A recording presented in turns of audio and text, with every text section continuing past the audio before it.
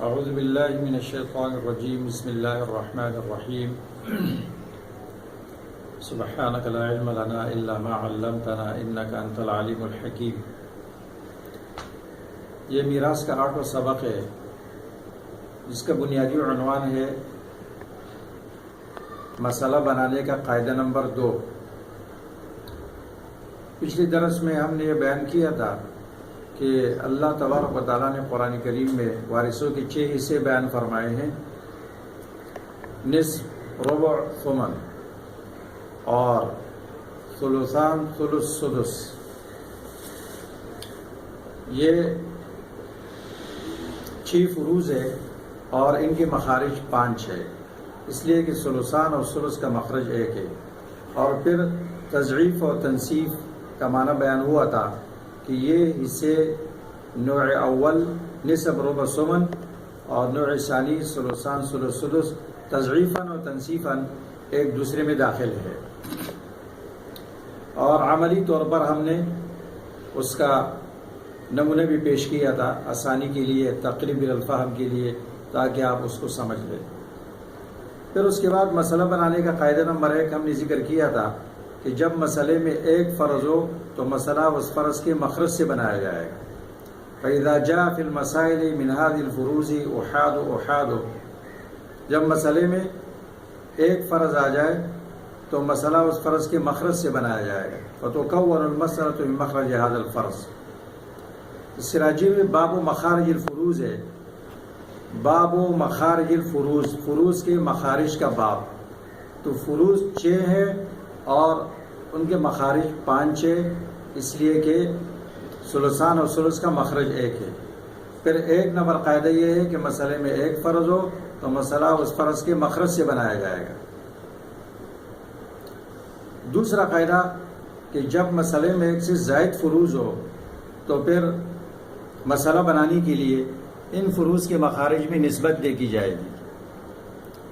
پھر جو بھی نسبت ہوگی تو اس نسبت کے قاعدے کے مطابق مسئلہ بنایا جائے گا۔ چنانچہ اس سے پہلے ہم یہ بیان کرتے ہیں کہ پہلی نسبت مخارج کے درمیان ہے۔ اس نسبت کا مقصد یہ ہے کہ آپ صحیح مسئلہ بنائیں اور صحیح تقسیم کر لیں۔ یہ نسبت مسئلہ بنانے کے لیے ہے، اس کے بعد دوسری نسبت تصحیح کے لیے ہے، اور تیسری نسبت وہ بھی تصحیح کے لیے ہے۔ کیونکہ ایک مسئلہ بنایا جاتا ہے، پھر مسئلے کی تصحیح کی جاتی ہے، تو مسئلے میں کبھی ایسا ہوتا ہے کہ کسر ہوتا ہے، اس کسر کے لیے تصحیح کی جاتی ہے۔ تو کسر ایک طائفے پر ہو تو اس کے لیے دوسری نسبت، اور اگر 2 یا 2 سے زیادہ طائفے پر ہو تو اس کے لیے تیسری نسبت استعمال کی جاتی ہے۔ اب پہلی نسبت پر ہم بات کریں گے، تو ان الفاظ کو آپ غور سے سنیں، اس کو اپنے پاس محفوظ کر لیں، اور اگر ہو سکے تو اپنے پاس لکھ لیں۔ وہ یہ ہے کہ پہلی نسبت مخارج کے درمیان ہے۔ اس نسبت کا مقصد یہ ہے کہ ہم صحیح مسئلہ بنائیں اور صحیح تقسیم کر لیں۔ میں دوبارہ عرض کرتا ہوں، پہلی نسبت مخارج کے درمیان ہے۔ اس نسبت کا مقصد یہ ہے کہ ہم صحیح مسئلہ بنائیں اور صحیح تقسیم کر لیں۔ مخارج کے درمیان 4 نسبتیں پائی جاتی ہے۔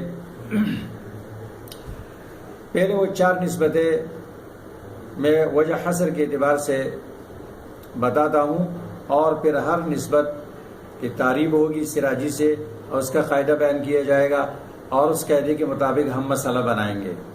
مخارج کے درمیان، مخارج سے مراد کیا ہے؟ نصف کا مخرج 2، ربع کا مخرج 4 اور ثمن کا مخرج 8، ثلث اور ثلثان کا مخرج 3 اور ثمن کا مخرج 8۔ ان کے درمیان 4 نسبتیں پائی جاتی ہے۔ وہ 4 نسبتیں یوں ہیں: تماثل، تداخل، توافق، تباین۔ اب آپ بورڈ کی طرف توجہ کریں۔ یہ 4 نسبتیں مخارج کے درمیان پائی جاتی ہے۔ پہلی نسبت ہے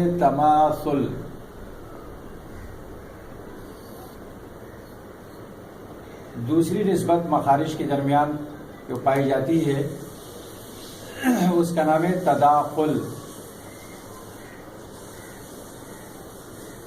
اور تیسری نسبت جو مخارج کے درمیان پائی جاتی ہے اس کا نام ہے توافق،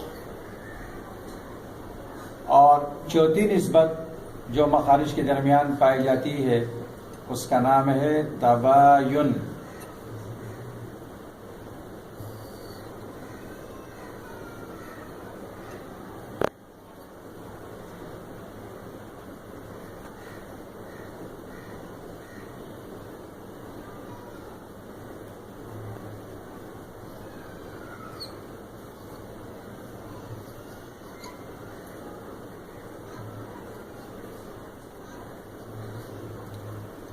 اب وہ جو حصر کے طریقے پر آپ ان چار نسبتوں کو سمجھ لیں، وہ اس طرح ہے کہ جب ہم ایک عدد کی نسبت دوسری عدد کی طرف کریں گے تو وہ دو حالتوں سے خالی نہیں، یا تو وہ دونوں عدد برابر ہوں گے یا برابر نہیں ہوں گے۔ اگر دونوں عدد برابر ہے تو ان میں تماثل کی نسبت ہے، جیسے دو اور دو کے برابر ہے تو ان میں تماثل کی نسبت ہے۔ اگر برابر نہیں ہے تو پھر دیکھیں گے کہ عدد اقل اکثر کو ختم کرتا ہے یا نہیں، چھوٹا عدد بڑے کو ختم کر سکتا ہے یا نہیں کر سکتا ہے۔ اگر چھوٹا عدد بڑے کو ختم کر سکتا ہے تو ان میں تداخل کی نسبت ہوتی ہے، جیسے 2 اور 4، دو مرتبہ میں 4 کو ختم کر سکتا ہے، اس کو کاٹ سکتا ہے۔ اگر چھوٹا عدد بڑے کو ختم نہیں کر سکتا ہے تو پھر دو حالتیں ہیں، پھر دیکھیں گے کہ خارج میں کوئی تیسرا عدد ایسا ہے جو ان دونوں کو ختم کر سکے یا نہیں۔ اگر ختم کر سکتا ہے تو اس کو کہتے ہیں توافق، جیسے 4 اور 6، 4 چھوٹا عدد ہے، 6 بڑا عدد ہے، 4 6 کو ختم نہیں کر سکتا ہے، لیکن تیسرا عدد جو ان دونوں کو کاٹ سکتا ہے تو وہ 2 ہے۔ تو ایسے دو عددوں کو متوافقین کہتے ہیں، اور تیسرا عدد جو ان دونوں کو کاٹتا ہے وہ وفق کہلاتا ہے، وفق۔ اور یہ دونوں 4 اور 6 متوافق ہیں۔ اور اگر چھوٹا عدد بڑے کو نہیں کاٹ سکتا ہے اور کوئی تیسرا عدد بھی ایسا نہیں ہے جو ان دونوں کو کاٹ سکے تو ان میں تباین کی نسبت ہوتی ہے، جیسے 2 اور 3، 2 چھوٹا عدد ہے اور 3 بڑا عدد ہے، 2 3 کو نہیں کاٹ سکتا ہے، اور کوئی ایسا تیسرا عدد بھی نہیں ہے جو ان دونوں کو کاٹ سکے سوائے واحد کے، اور واحد تو عدد نہیں ہے، اور وفق کے لیے عدد ہونا لازمی ہے۔ تو خلاصہ یہ ہوا کہ وجہ حصر کے طریقے پر 4 نسبتوں کو اس طرح سمجھا جا سکتا ہے کہ جب ہم ایک عدد کی نسبت دوسرے عدد کی طرف کریں گے تو وہ 2 حالتوں سے خالی نہیں ہوگا، یا تو دونوں برابر ہوں گے یا دونوں برابر نہیں ہوں گے۔ اگر دونوں برابر ہے تو ان میں تماثل کی نسبت ہے، اور اگر برابر نہیں ہے پھر دیکھیں گے چھوٹا عدد بڑے کو ختم کر سکتا ہے، کاٹ سکتا ہے یا نہیں۔ اگر کاٹ سکتا ہے تو اس میں تداخل ہے، نہیں کاٹ سکتا ہے پھر 2 حالتوں سے خالی نہیں، کوئی تیسرا عدد دونوں کو کاٹ سکتا ہے یا نہیں کاٹ سکتا ہے۔ اگر تیسرا عدد ایسا ہے کہ جو ان دونوں کو کاٹ سکے تو اس میں توافق کی نسبت ہے، اور اگر کوئی تیسرا عدد ان دونوں کو نہیں کاٹ سکتا ہے تو ان میں تباین کی نسبت ہوتی ہے۔